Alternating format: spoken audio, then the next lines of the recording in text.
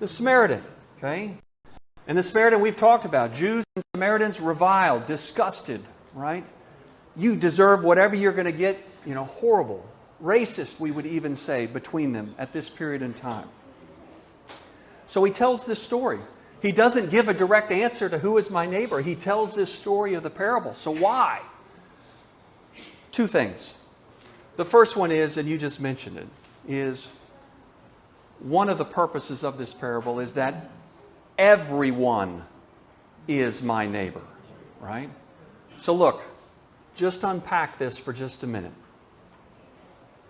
If everyone is my neighbor, in this example, this parable that's given, that means that someone that I do not agree with, what? Politically, that was first, right? Somebody that I may not agree and I think they are dead wrong religiously, right? Somebody that doesn't live where I live. They're in a total different geographic location. They're still my neighbor. On this planet, they're still my neighbor. Somebody that I don't like their place of origin or where they came from. I don't like their customs. I don't like their how they conduct their life. I don't like what they stand for, right? I think I just don't like them, and they're still your neighbor, okay? Everyone, that was your comment earlier. One of the first and most important things from this is that everyone is our neighbor. So what does that mean for you and I? Because we listen to this and we say, oh, well, I know somebody that lives in Australia is my neighbor. Oh, I know Democrats and Republicans. Yes, okay, fine, you're still my neighbor. Yes, I know that I don't like everything that you do, but you're still my neighbor. Yes, okay, you're an atheist, or you're Catholic, or you're Muslim, and I know you're my neighbor. But then we start to get to things that maybe you're like, whoa, whoa, whoa, whoa, whoa. What about the murderer? What about the felon, right? Still, before that, still your neighbor, right? We have all these issues that come in front of us on the TV and in the news. I have teenage kids. There's teenage kids here, right? We live in now this, what's the word? It used to be, confusion. It used to be when I would go to sleep and then I woke up, that meant that I got out of sleep, right? But now there's this idea of woke, right? That some of that, what's going on? Yeah, I don't agree with some of these things. I don't know that I understand gender transitioning, for example, and some of these other things that are all around us. But what does this passage mean? Everyone is our neighbor. And somewhere in that list that I gave, you were like, okay, uncomfortable, right? Everyone is our neighbor. Yes, ma'am? So I love The Chosen. I'm just going to say it right now.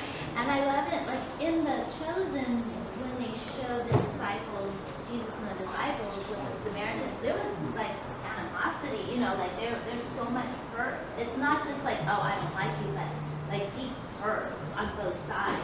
And sure. So I didn't, like whenever I read this, I never really pictured it that way. To me, that was sort of, as I'm going through this lesson with you, I'm thinking, wow, the people that hurt you so deeply, like you still have to find a way to love them back. I'm like, oh my gosh, this is hard.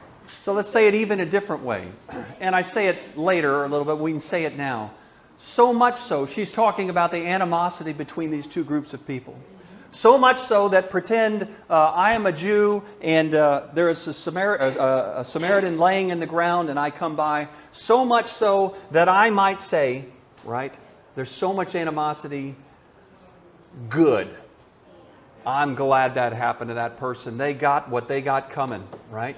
That much animosity, right? In the last 2 weeks over the United Health Care. Oh, you know what? Very good point. We won't spend a lot of time on it, but Linda's point was the person not to be named that came up Mill Street and shot that United Healthcare CEO.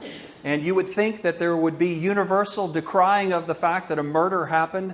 And instead, some people condone it Some people say, oh, that person got what they got coming. Okay, that was her point. Okay? But in this scenario, in this parable, the first thing I want you to understand is everyone is our neighbor. The ones you have animosity, the ones you revile, the ones you disagree, the ones that you don't understand, right? And vice versa, right? The second part is this.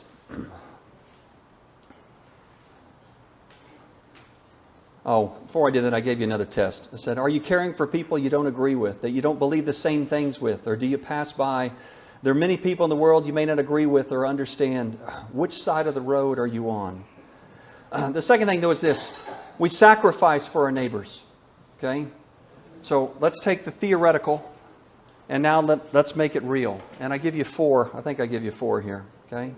I want you to understand what the Samaritan did. Okay? So the Samaritan is riding along. He comes across this man that is hurt, and he gets down off of his animal, right? To tend and care for this person, right? The first thing that he sacrifices is he sacrifices his safety, right? Hold on. I'm not telling you anything that you... How many times... let me back up. Not like this happens to me a lot, but I have had it happen where I'm like worried about what might happen to me if I were to intervene. This person here, this Samaritan, is compromising, is sacrificing. What does it mean to sacrifice? Give up yourself. To give up, right? To pay the cost of, to take the burden of. He's willing to give up his safety. Robbers may be around the corner. He doesn't know, right? He may be in jeopardy himself, but here to care for his neighbor, he gets down, right? He comes down. The second thing is he sacrifices his money, his possessions, not just in bandages and the like, but he comes and he takes him to the innkeeper and he says, here are 2 denarii. Denarii, for the sake of argument, let's say a day's wages. But more than that, he doesn't put a limit on it. He turns around to the innkeeper and he says, what? I'll be back, and if it's more, I'll cover it, right? So he sacrifices his possessions. That's another way of saying what? Money is just a function of your labor, right? Your time, right? Your effort that's there. He's giving that up to this stranger whom he doesn't know. Another thing that he gives up is he gives up his reputation. For everything that you just talked about, this animosity between these two groups, what if his brother-in-law came along at the same time? What is he going to tell the folks back home? What if somebody were to see him? I shouldn't be doing this with this person. I would wish them dead. And instead, he is down tending to them. He's giving up his stature. He's giving up and sacrificing his reputation. And then the fourth one, which really ought to impact all of us, is that he sacrifices his time, right? He sacrifices his time. It says that he's on the way, right? That means this guy's going somewhere. That means he already has a destination in mind. That means he already has a purpose in what he's doing. There's someplace he's going, and he's going for a reason, and he stops. That means what? He blew his plans out of the water, right?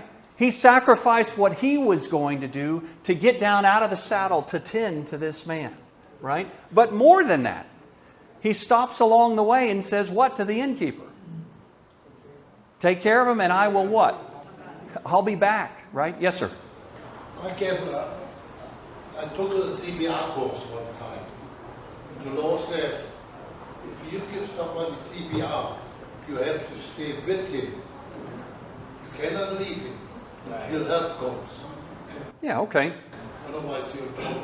So he was saying that when he took a CPR course, what's required is that you stay with him or with the person you're giving CPR with until authorities or others come to take over. Okay? Yes, sir.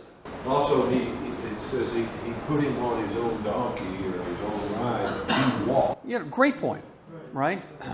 He gave up his things, right? His time, his comfort. I should have said that one, right? He sacrificed his comfort. Let me tell you something, though, about time. In counseling, I'll say it this way. You are going to be in a position, you already have, whether you know it or not, and if you haven't, you will be. You will be in a position where you are going to be able to walk with someone through trials and suffering in life. through a period of time. It doesn't matter how old they are. There will come a time when you are going to walk with someone. Okay? Let me just explain something from a counseling perspective to make sure you understand this. One of the worst things you can ever do to someone is to meet with them. Let's say I'm going to meet for coffee, and you talk about their issues, you talk about what they're going through, you talk about how you're going to help them, and then what? Then you never go again. Okay? You have, whether you realize it or not, you have just had that person unpack emotionally their life to lean on you in this moment. They have trusted you at this point in time to effectively get naked, right? Emotionally, and give this baggage airing. You must take that diligently and very purposefully into your heart. My point in this is this. 9 out of 10, they're not one and done. It may be over and over and over and over. Why? Because that's what that person needs. Once you start, you cannot get off the train, even though it may take your comfort away, even though it takes your time away, even though it causes you to sacrifice in some manner. When you do this, and you will do it, it doesn't matter if it's a son or daughter, doesn't matter if it's a spouse, doesn't matter if it's a friend, doesn't matter a family member, doesn't matter a neighbor. Once you're on this train, you must not stop till other help comes, right? And there is some type of handoff. Why? Right? Why? If you meet the one and done, right, or two and done, and then you stop, what is the takeaway for that person? Well, it's not just that you're not dependable, it's worse than that. They left it alone, then you're left alone to deal with it, they didn't care. Okay. They're not important. They're not important, they didn't care. Go ahead. It's better that you would never have done it in the first place than to start and then walk away. It is as if they have no value, right, in your eyes, right? You didn't care, right? Or beyond all that, even what Alan is getting to, which is, you have listened to my story, and you have somehow deemed it beneath, right? And not worthy of your time. My point in this is, when you walk with someone, it is over and over. Many of you know that I went through a family thing. I'll say it like that, 4 years ago. One of you is not here today. I had two people. I had a close friend in work life, and I had a close friend here whom y'all know. That dude was available for me for 5 minutes, 45 minutes, a phone call, a coffee, for over a year. Over and over and over. And if I didn't call, right, then that guy would call me. Even if it wasn't Tuesday nights, then he might call on a Wednesday night. That guy not just walked with, but saw it. Even if the conversation is, I'm doing okay today, and they hung up. That's what it looks like. And here, I'll get emotional even talking about those two people. But that's what it looks like to walk with someone. You are going to sacrifice your time. Okay? Everyone is our neighbor, and it requires sacrifice. We got 15 minutes. And so one of you mentioned earlier, after this parable, Jesus asks a question. And let me find it. Which of these three do you think proved to be a neighbor to the man who fell into the hands of the robbers? Who's he asking? He's asking that expert of the law. And the expert of the law replies, who? He can't even say the word Samaritan, right? Right? He can't even get the word out, right? He says, the one who showed mercy. And the last thought is this. Jesus says, go and do the same, right? Go and do the same. So let's just take a few minutes here. There's something important? Man, it's more important than maybe even I thought. How the heck do we do this? How the heck do we leave out of here and go live life? Where do I get the power to do this? What does it look like? Jesus here gives us a hint. First thing is he gives us, in my opinion, the wrong way to do it.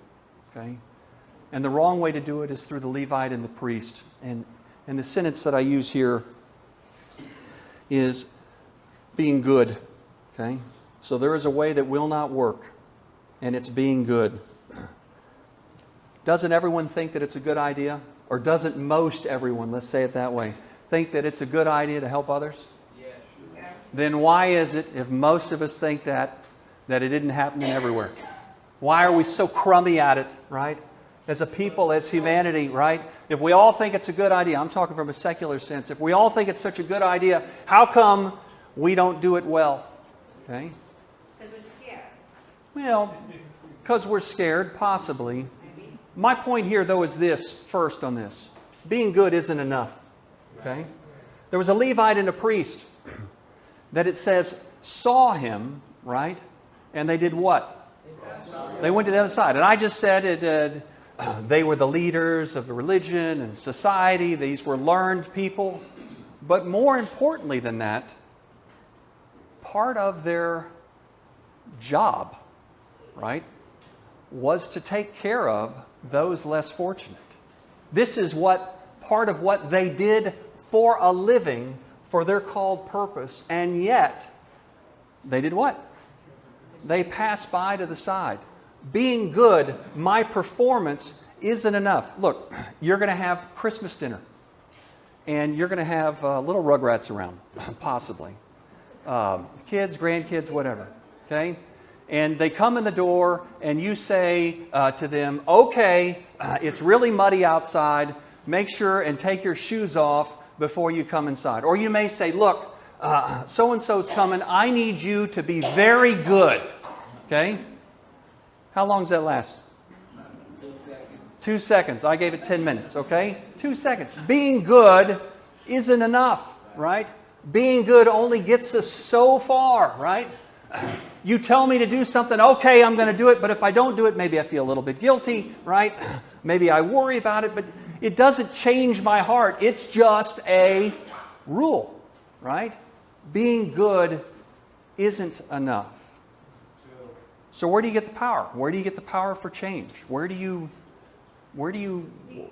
do we have this, where do we get this from? You pray. Okay? I think you pray and you read the Bible to give you strength and confidence to be that person.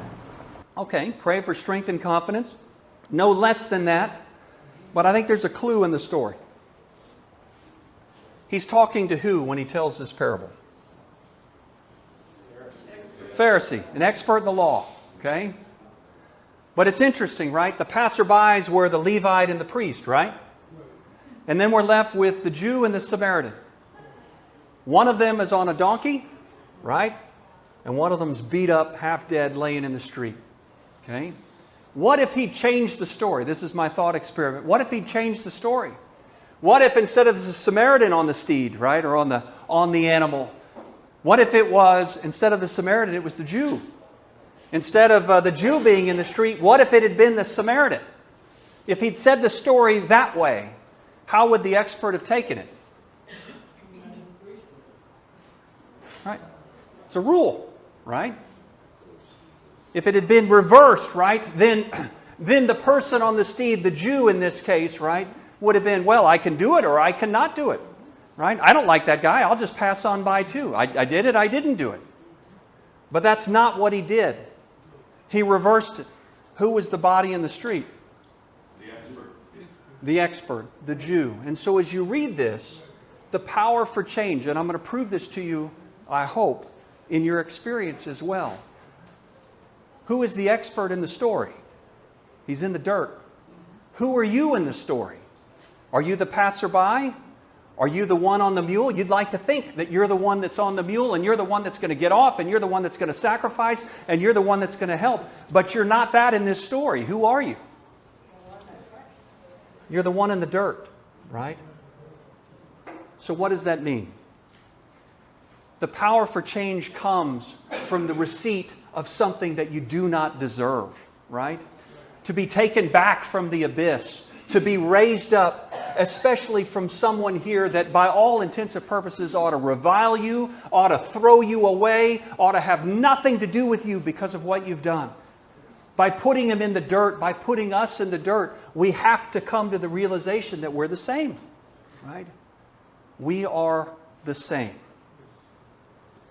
So where does the power for change come from? The power for change, the power to say it, to love your neighbor radically, to love your neighbor with such sacrifice, is because that is what has happened to who? To us, to you. I have had 2 friends that have gotten in massive car wrecks. Massive car wrecks. You saw them on the news. Both of them were trucks. Both of them were pancaked.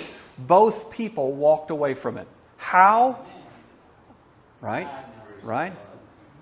How were those people? How did they act on Thursday versus Friday? The accident was Thursday night. How did they act? They were changed. How can I help? Right? I am glad to be alive. You know, look at all the beauty that's in the world. You need to get it right in your life, right? Why? Because they shouldn't be there, right? They should be gone. You saw the picture, you'd say there's no way. To go through that changes you. Where do you get the power from change? You do not get the power for change, in my opinion, by saying you ought to be good, right? Just do it. Why can't you do it? I can do it. Why can't you do it? No. The power for change happens when we realize how much we've been given. When we realize that we're in the dirt, right? That we should be the one that's left. We should be the one that's passed by, and yet we're not. He got off out of the saddle, and He tended to our wounds, right? And He set us on a path. Yes, sir. I find the battle in, I can go to church, I can go to Bible study, I can go to events, but I still find that's not enough. And so it goes back to your first point, which is the answer, the initial answer is love God with all your heart, mind, and strength. Like that has to come first, our intimacy, our affection. That's how I find myself able to overcome my sinful nature. So where to get the power is really from that, the answer, the first answer. Agree. Agree. Other thoughts? Yes. I think, so to your point, radical grace is what creates radical change. And so until you understand how much radical grace you have in Christ, that's when you will radically change in your heart. So let me say that again for those who didn't hear. Her point, which is true, to the degree that you internalize, that you realize that it goes all the way from your head down to your heart, let's say it that way. What you have been given through the grace of Christ, how you were dead, right?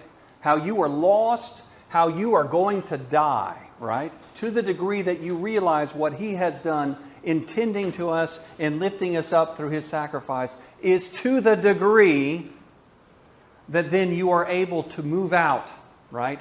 In purpose, in loving others. If you do it all yourself, it's only going to get you so far. You do it for a little while, you'll do it for a moment, you're not going to make it. Radical change happens from a changed heart. Yes, ma'am. I think especially in the community that most of us live in, we become complacent because day after day we are given mercy and maybe don't recognize it. It's easy to become complacent if we do not plug in every day to God and recognize how radical that grace is, how fortunate we are to be in the United States where there's running water and electricity coming to where we live. And we forget, and that, to me, that's one of the importance, not only of meeting together, but having a group of people who will help us, remind us to keep plugging in, to keep our relationship. It's two ways. So Linda's point is we can become complacent. We can, her other word was we can forget. And so her encouragement was plugging in with community, plugging in with the Word, plugging in, as mentioned earlier, with her relationship with God. Let me leave you with this. Let me leave you with 4 practical things, because we're not going to meet till the new year all your Christmas dinners will already be done. All these people, crazy Uncle Joe, if there's a Joe in here, I'm sorry. Crazy, so-and-so, your woke grandchild, your crazy neighbor, whatever. And I'm being crazy, I'm being silly. People you don't agree with, it's all going to happen in the next 2 weeks. So we got 5 minutes. Let me leave you with some of these. In full disclosure, I saw Jordan Peterson on Thursday at the Majestic, so some of these are his. Okay, very practical. This is what he was talking about. The first thing though is this: you're humbled. Last week somebody said, "How do I?" We were talking about exclusivity of religion, right? And she says, "But I don't want to offend anybody, right? How do I love the Lord and yet not offend anyone, right?" Well, part of it is you're very humble. You're very respectful. Why? Because you're not in the saddle. You're where? You're in the dirt. The same way the murderer is, the same way the person you disagree with, you are in the dirt. We are all in the dirt. And to the degree that we recognize and realize that is to the degree that we approach everyone with humbleness and respect. It's not about you, right? It's not about you. It's about others. You aren't any better or worse than anyone, and you realize that everyone needs the grace of God, right? The grace of Christ. Okay, the second thing is this, and you alluded to it, is you purposely move towards. The two illustrations there are the Levite and the Pharisee. You can't argue in the story that, well, they just didn't know what was going on. They missed the guy. They just walked on by. They didn't see it. It doesn't say that. It says what? They saw it, right? They saw it and they moved, but they moved where? They moved away, right? So, we're going to be purposeful. We're going to see it because we're not blind. We're very realistic, right? And you're going to make a choice here. You're going to either move against them, right? Or you're going to move towards them. Your heart needs to be moved. That recognizing that you're in the dirt moves your heart with compassion for your fellow humans, right? For your neighbor, all of us your neighbor, to move towards them in love and compassion. Okay? Third thing is this. I'll do it quickly. You sacrifice so overwhelmingly. What did we say? Your time, your money, your possessions, your reputation, your safety. What was the one that Lane added? Your comfort, right? You sacrifice so overwhelmingly that the other person is left speechless. They're just stunned. It's the same thing that's been given to you. He got out of the saddle. He came down. You were in the dirt, right? We do the same thing for others, so much so that it just blows their mind. You want to spread the love of Jesus? You want to reflect His light? That's a comment somebody had said earlier. You do it so overwhelmingly that there is no doubt, right? You give so graciously. You walk with the person for over a year. You answer every phone call. You go meet them for coffee. You just give, right? The last thing is this. You meet people where they're at. It says Samaritan was in a horse or animal, right? Mule, donkey, whatever it was. He did what? Did he do it all from up high? He do it all from the saddle? No. He got down off, right? He got in it. He bandaged. He touched. Think about that. Man, every time I see blood, I start getting queasy and that kind of deal, right? He's in it, right? You meet people where they're at. So here, I get versions of this. This was a Jordan Peterson comment. But we get people, you're going to meet with people, and maybe you're one of them, right? That want to talk about ideology, that want to talk about hard subjects over and over that you completely disagree with. They want to talk about some decision that they just know that you're going to hate, right? How do you meet somebody where they're at? If you talk to somebody with ideology, you're going to hear the ideology back. You take 10 people with a certain ideology, they're all going to give the same answer. Who you think you're talking to is not who you're really talking to. So what should you do? Shut up, right? Quit talking about it, right? Meet people where they're at. Talk about the weather.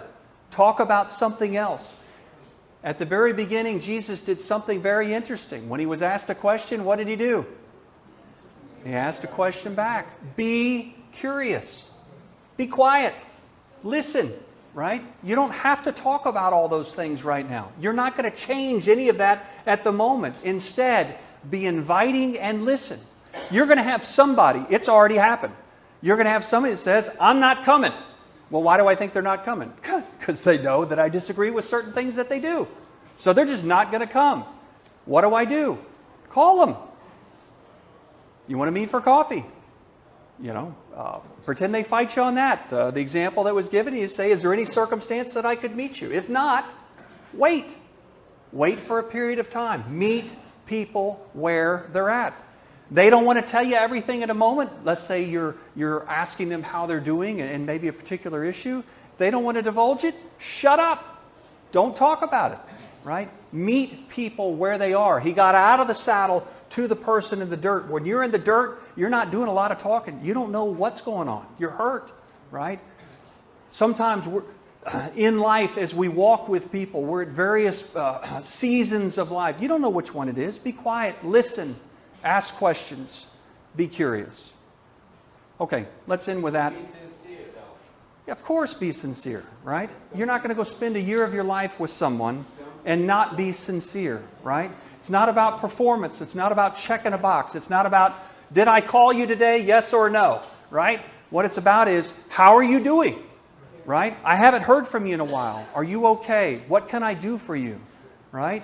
Listen to what's going on. Okay. We learned something very important. Love God with all your heart, soul, and mind, right?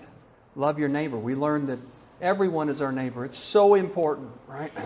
It's even mentioned in Matthew chapter 25 when it's talking about the sheep and the goats. So important there that Jesus effectively says to the goats, to those of you who, how's it go? Did these to the least, or did not do these to the least of me, didn't do them for me. Something to that degree. I think I messed that up a little bit, but it's so important. It's mentioned again. Caring for other people is of paramount importance. A life serving others is the difference between someone who relies on God versus one who knows God. Relying on our performance to be good isn't enough. You'll ultimately tire and fail. It is only when we realize what we've been the recipient of, God's grace, when you realize that you're the one in the dirt, that we have the power to see others with compassion, move towards them, and meet them where they are at, and with what they need. Let's close with a word of prayer. Heavenly Father, it is a season for remembering you. It is a season where people have questions. It's a season of extra special community and time and celebration and dinners. And Father, I pray that during this time, in these next few weeks, that we might be connected to you, that we might be so grateful and thankful and plugged in because we recognize that we're in the dirt, Father, and we are so grateful for the work that you have done for us to give us life. And Father, through that, I want to pass that on to everyone that I meet during this time. Those that I don't like, those that I am not looking forward to. But Father, through you, I pray that I will show up, that I'll meet them where they are, that I will be an overwhelming example to them, right? Sacrificial of everything that you've given, that I will be glad, that I will be joyous to meet and walk and learn and be curious with all of the friends and family and neighbors that you are going to put in my life and in all of our lives over the next few weeks. Father, thank you for these opportunities. Thank you for giving us the strength there in those times. Thank you for giving us the right words to say. Thank you for your light being an example that, Father, they might turn to you. Father, we pray this in your Son's holy name. Amen.